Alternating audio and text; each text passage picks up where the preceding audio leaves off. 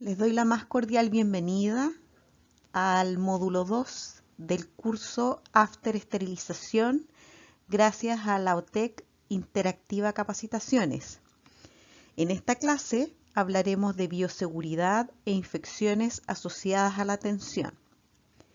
Mi nombre es Catherine López Tirado, enfermera de esterilización.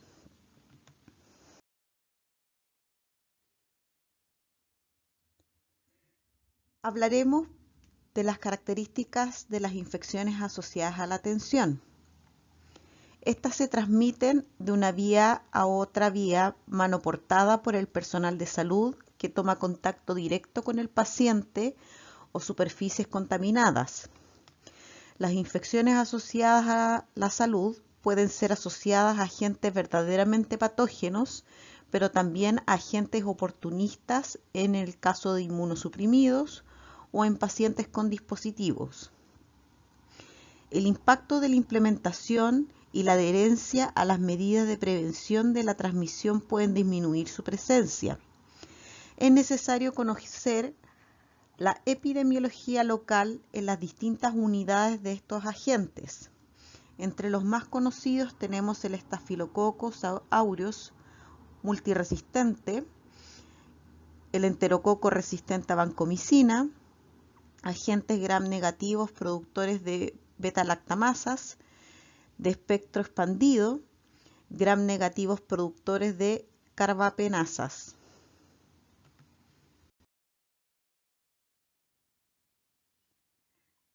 En la siguiente slide hablaremos de la flora residente, que son microorganismos presentes en la piel en forma permanente.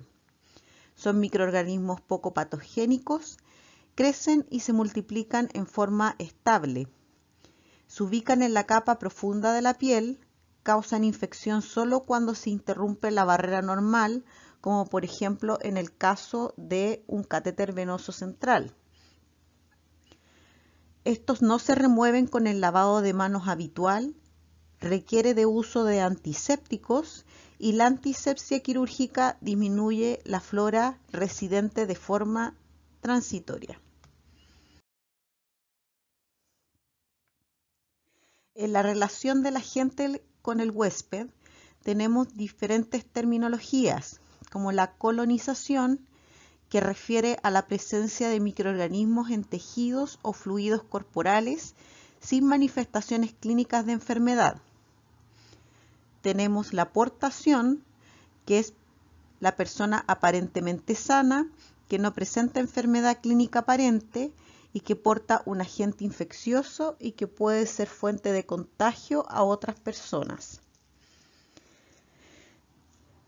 Y también en relación del agente con el huésped tenemos el término de infección, que se define como presencia de uno o más microorganismos en los tejidos o fluidos corporales acompañados.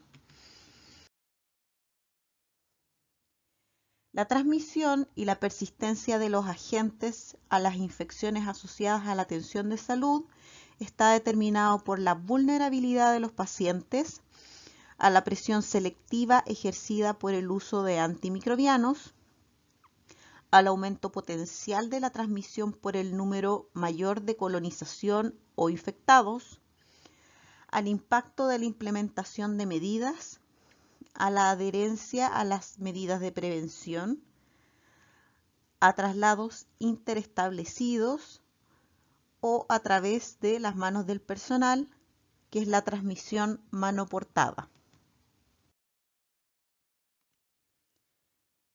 En el caso de las infecciones asociadas a la atención de salud, ¿qué pacientes son vulnerables? Tenemos pacientes con enfermedades graves con inmunidad disminuida, a todos los pacientes que se sometan a procedimientos quirúrgicos recientes, a todos los pacientes que se sometan a procedimientos invasivos y a todos los pacientes que estén en hospitalización en una unidad crítica de cuidados intensivos.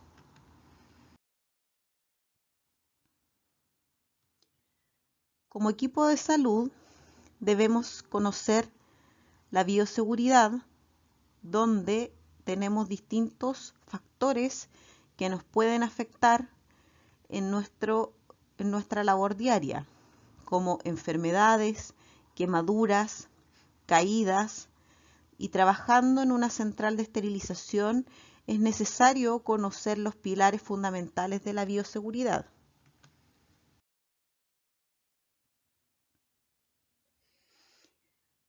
Dentro de una institución de salud o de un centro que realiza procedimientos de esterilización, tenemos riesgos que son biológicos, físicos, químicos y mecánicos.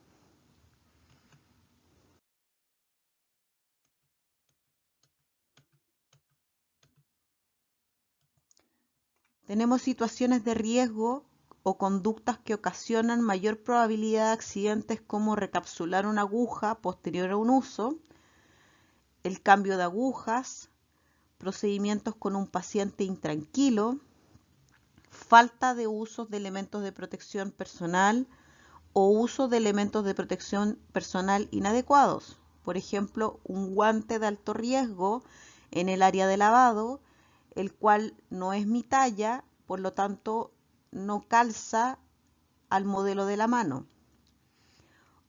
O también una situación de riesgo es un uso de dispositivo médico de tamaño inadecuado.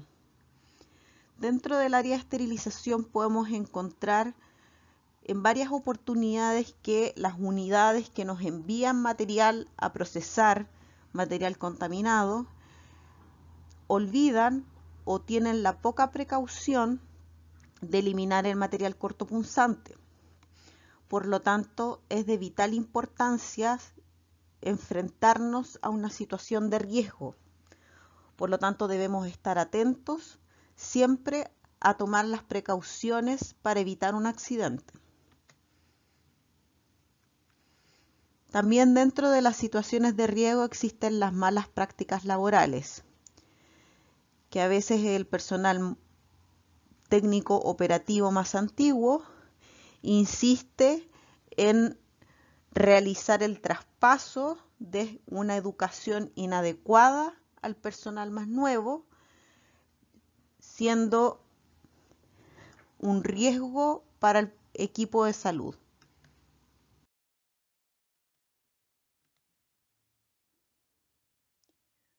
Pasando al tema de bioseguridad,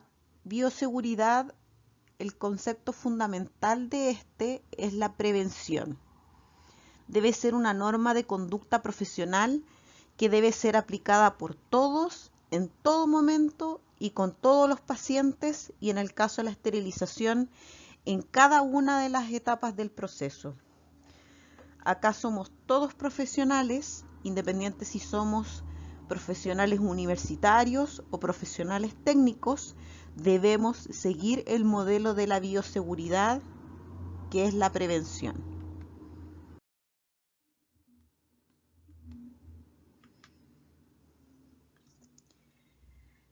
La bioseguridad es un conjunto de medidas preventivas aplicadas a procedimientos para reducir o eliminar el riesgo, ya sea a un individuo.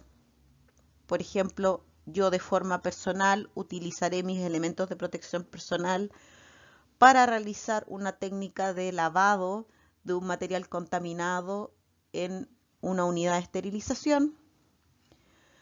También la bioseguridad es reducir o eliminar el riesgo a la comunidad, las personas que me rodean, y también al medio ambiente. Por ejemplo, la eliminación o la segregación de los desechos contaminados.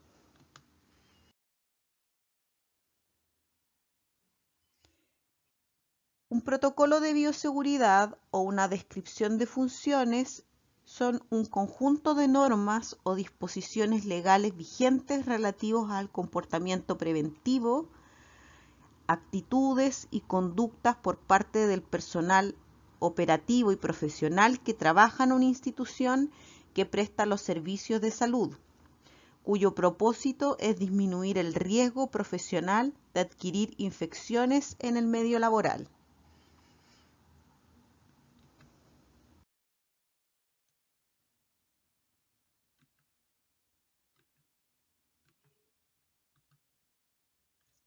Las normas de bioseguridad deben ser respetadas durante todo el proceso de atención del paciente. En el caso de la esterilización, durante todo el proceso de esterilización. Y las normas se deben aplicar antes de realizar el proceso de esterilización, durante y después de este. Pensemos que nosotros también somos un vector, el cual podemos transmitir infecciones a nuestros domicilios, nuestros familiares y nuestros seres queridos.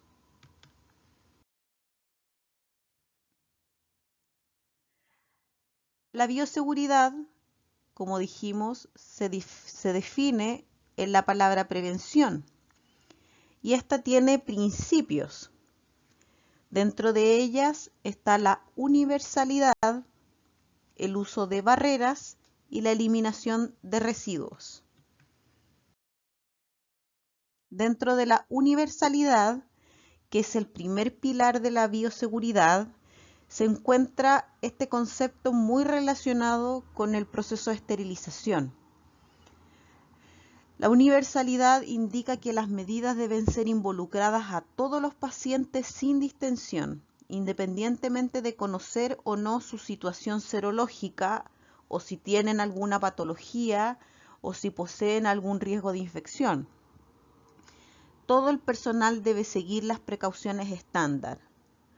Cuando a nosotros nos llega material contaminado a la central de esterilización, aplicamos este primer pilar, que es la bioseguridad, porque no sabemos con quién se utilizó el instrumental contaminado. No tenemos una fuente de origen, no tenemos el nombre del paciente a quien se utilizó, sino que solo vemos instrumental de acero quirúrgico contaminado.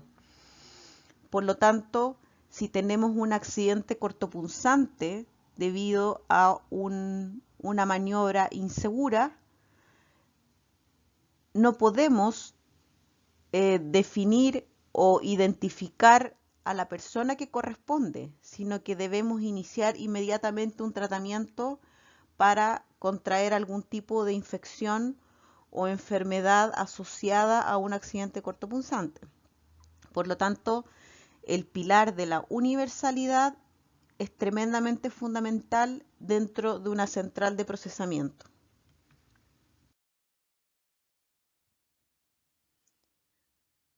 Otro de los pilares importantes son las barreras de protección. El objetivo es evitar la exposición directa a sangre y a otros fluidos orgánicos potencialmente contaminantes, mediante la utilización de materiales adecuados que se interpongan al contacto de los mismos. Es importante que dentro de las barreras de protección, nuestro personal, ustedes, el personal técnico o el personal profesional, tenga sus inmunizaciones o vacunas al día. Tenemos diferentes tipos de virus y patógenos, el cual nos podemos contagiar, por lo tanto, si tenemos las inmunizaciones necesarias con nuestras certificaciones para poder trabajar en una central de reprocesamiento, estaremos protegidos. Otra de las barreras de protección son las barreras físicas, en el cual tenemos los elementos de protección personal. Utilizar adecuadamente nuestros guantes, pechera, mascarilla, cofia o gorro, nuestra ropa clínica de circulación e idealmente llegar al centro o a la institución de salud con ropa de calle, cambiarme por ropa clínica y después irme a mi domicilio con ropa de calle o ropa de uso común propia, para tampoco contaminar a las personas en el transporte público.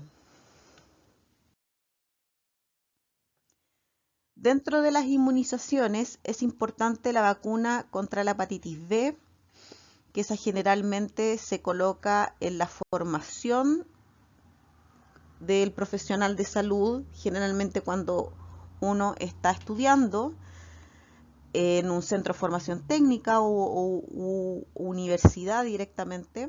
Son 3 dosis que se colocan a los 0, a los 30 y a los 180 días de forma intramuscular, y generalmente nos entregan, una vez terminado este esquema, el carnet de vacunación. Dependiendo del tipo de vacuna o el vacunatorio, en la generalidad, este tipo de vacuna dura entre 8 a 10 años aproximadamente. Para poder saber si es necesario colocar un nuevo esquema, es necesario hacer una titulación de anticuerpos para saber si yo estoy inmunizada. Si lo estoy, quizás solo necesito una dosis de refuerzo o el esquema completo, y para eso es necesario realizarse un examen previo para poder verificar si existe inmunización contra la hepatitis B. Además, hoy en día, con respecto al tema COVID, nosotros ya sabemos que tanto el virus COVID como el virus del mono se reprocesa el instrumental quirúrgico contaminado con este tipo de virus de igual manera como si fuera cualquier tipo de instrumental. Por lo tanto, debemos tener las vacunas ministeriales asociadas a COVID y debemos cumplir con la responsabilidad de vacunarnos con las que el ministerio otorgue de forma futura para poder cumplir y estar protegidos frente a cualquier tipo de infección.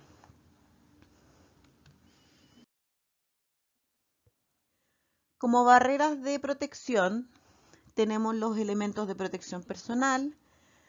Partiremos por los guantes. Los guantes son los indicados para la realización de procedimientos clínicos. En el caso de el área de lavado puntualmente, debemos tener guantes de alto riesgo, idealmente de talle largo, que cubra la zona de la muñeca y idealmente llegue a la zona del antebrazo, y que idealmente sea resistente a todo el material que es cortopunzante. El guante no reemplaza la higienización de manos, por lo tanto debemos realizar lavado de manos antes y después del uso de los guantes,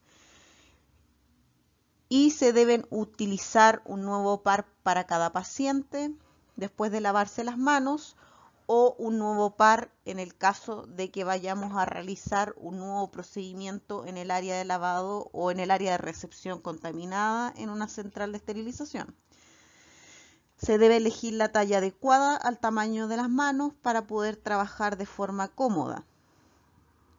No se debe usar fuera de las áreas clínicas, por ejemplo, en la sala de estar, o contestar un teléfono con los guantes contaminados, y tampoco se deben reutilizar, sino que son de uso descartable o desechable.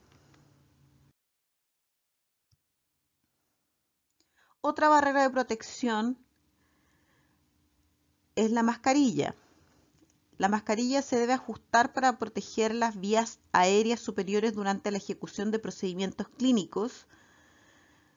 No debemos mantenerlo colgado en el cuello, debemos cubrir completamente la boca y la nariz sin dejar espacios, y emplear una nueva mascarilla por cada paciente, o idealmente cambiarla varias veces al día. En el caso de una central de esterilización, debemos usar al menos mascarilla de tipo quirúrgica, idealmente KN95 o alguna similar.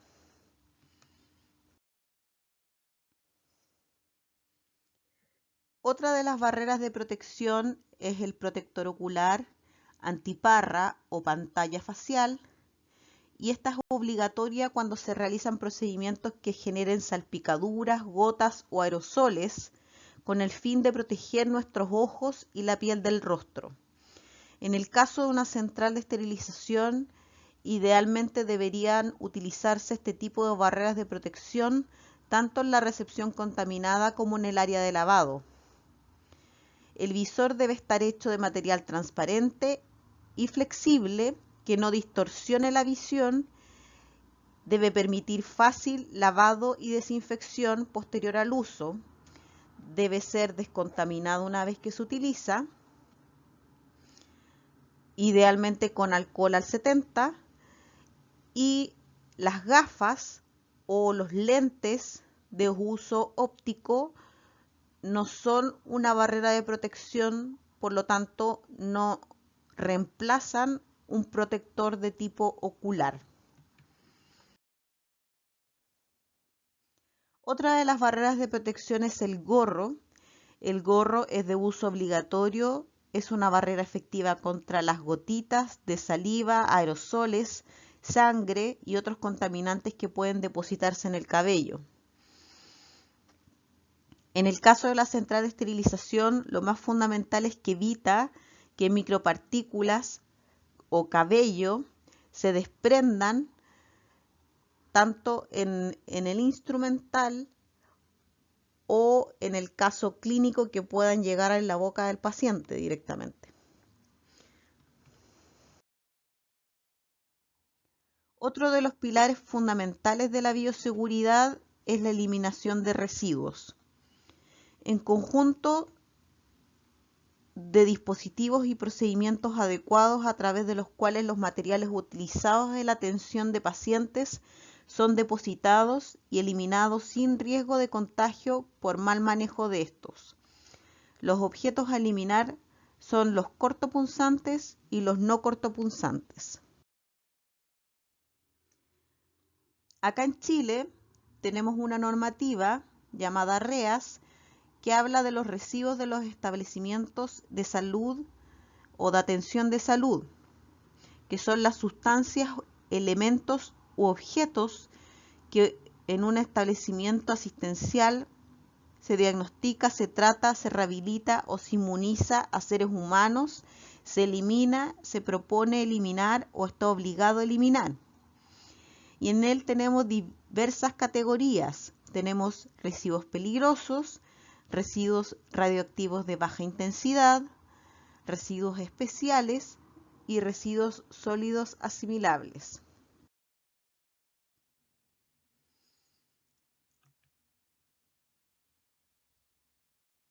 Acá podemos ver en la siguiente slide un diagrama de los residuos de tipo hospitalario, en el cual los que más vamos a ver dentro de una central de esterilización son los especiales, los asimilables domiciliarios, que son los de uso común, y los peligrosos.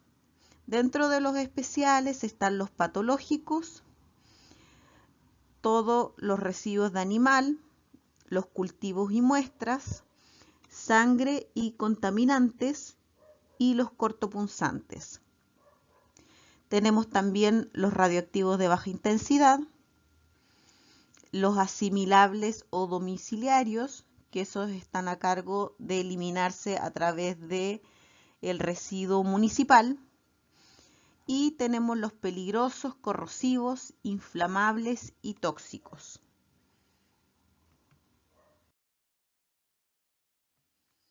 Los residuos especiales son aquellos que contienen o pueden contener agentes patógenos en concentraciones o cantidades suficientes para causar enfermedades a un huésped susceptible. Los residuos especiales se consideran cultivos y muestras almacenadas, residuos patológicos, sangre y productos derivados, residuos de animales y cortopunzantes. En el caso de la eliminación de cortopunzantes se recomienda no recapsular una aguja, no doblarla, no romperla, usar pinzas para el retiro de la aguja en el caso que ésta venga en el material contaminado de la esterilización, y en recipientes cercanos al área de trabajo, no trasladarse de un área a otra con el material cortopunzante en la mano, pudiendo generar algún riesgo o algún accidente con algún otro compañero del equipo. Tenemos los residuos peligrosos, que es todo residuo que presenta un riesgo para la salud pública y otro efecto adverso para el medio ambiente. Tenemos los inflamables, como las botellas de alcohol, residuos corrosivos, donde en el área de salud tenemos también frascos o botellas de elementos químicos que se usan en el área de lavado para el óxido, residuos tóxicos, como en el caso del mercurio, y residuos reactivos. También tenemos los residuos radioactivos de baja intensidad, que estos son poco vistos en realidad en las instituciones de salud. Se ven más en unidades de medicina nuclear, donde contienen o están contaminados sustancias radioactivas cuya actividad específica luego de su almacenamiento ha alcanzado un nivel inferior a 74 becquereles por gramo o 2 milésimas de microcurio por gramo.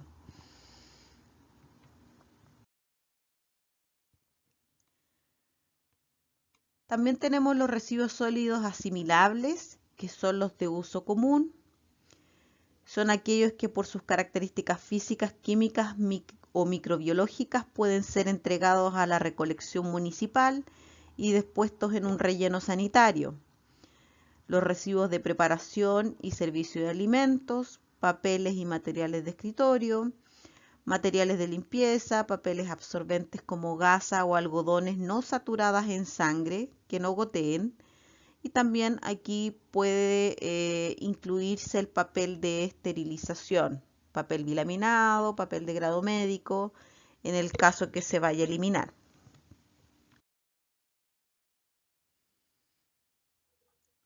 El manejo interno de los residuos o el manejo del REAS comprende una serie de procesos que se inician con su generación, transporte y eliminación.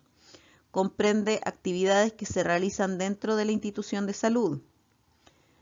En la separación de origen tenemos al personal de salud, el cual es el que primero realiza la segregación y es el responsable de realizar una buena eliminación de los elementos. Está la recolección y el transporte interno, que puede estar a cargo del personal de aseo de la unidad, y el almacenamiento hasta el retiro de una empresa especialista en el área de manejo de residuos especiales o peligrosos, o en el caso de el retiro a la recolección municipal.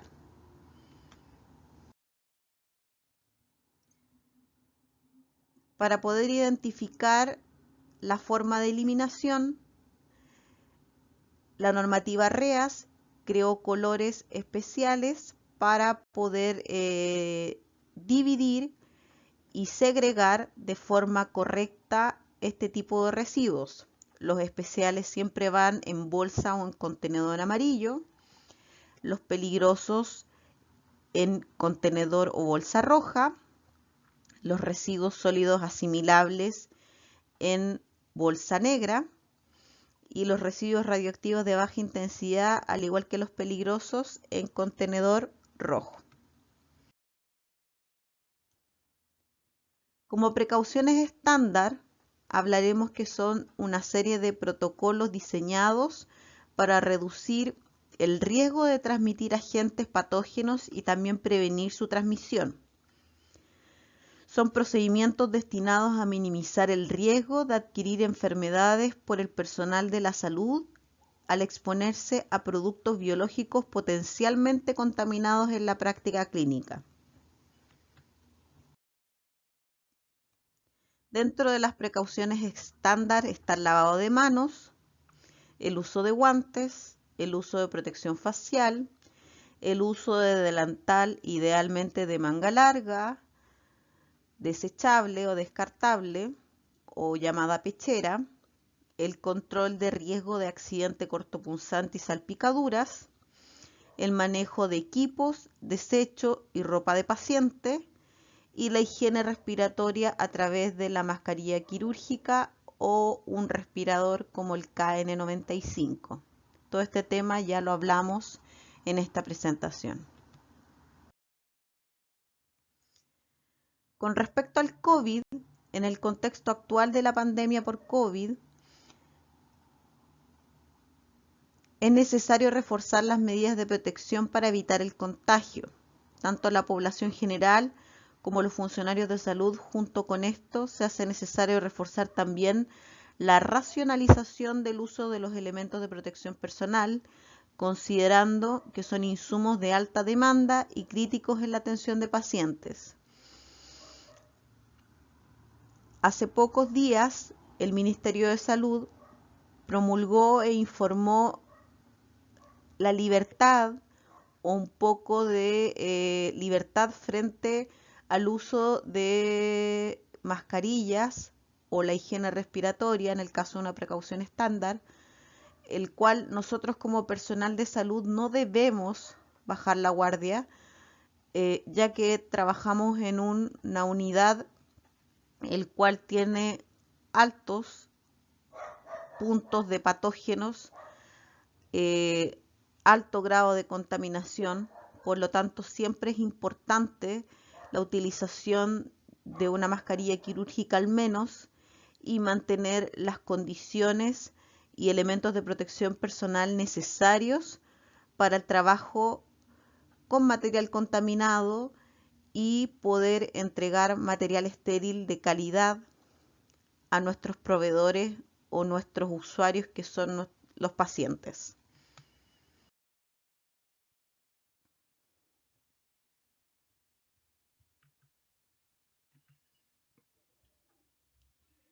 Dentro de las precauciones adicionales basadas en el mecanismo de transmisión, son medidas que se deben tomar además de las precauciones estándar, que estas son las precauciones por contacto, el cual ayudan a evitar que el personal y los visitantes propaguen los microbios después de tocar a una persona u objeto que haya tocado por una persona infectada. Tenemos las precauciones por gotitas, que son medidas que evitan la propagación de microorganismos expelidos mediante la tos o en el caso de un estornudo o al hablar durante procedimiento. Estas gotas caen y se desplazan solo hasta 1 metro. Tenemos precauciones aéreas. El aerosol son partículas que quedan suspendidas en el aire y son más pequeñas que una gota normal. Por lo tanto, permanecen por mucho más tiempo en el ambiente y demoran al menos entre 30 a 40 minutos su decantación desde una zona superior hasta la zona del suelo. Y también podemos contaminar nuestra zona de los zapatos al pisar gotas contaminadas con patógenos. Por lo general, ustedes como profesionales de la salud se van a encontrar expuestos a gotitas, aerosoles, y por eso es importante utilizar los EPP, incluyendo los antiparras. Como conclusión, en esta clase de bioseguridad e infecciones asociadas a la atención de salud, pudimos reconocer terminologías y conceptos de estos temas. Es importante reconocer y aprender sobre la bioseguridad en esterilización para resguardar nuestro trabajo, que sea seguro y de calidad. Muchas gracias por la atención. Dejamos abierto el foro en el caso de consultas y nos volvemos a ver en una próxima clase. Muchas gracias.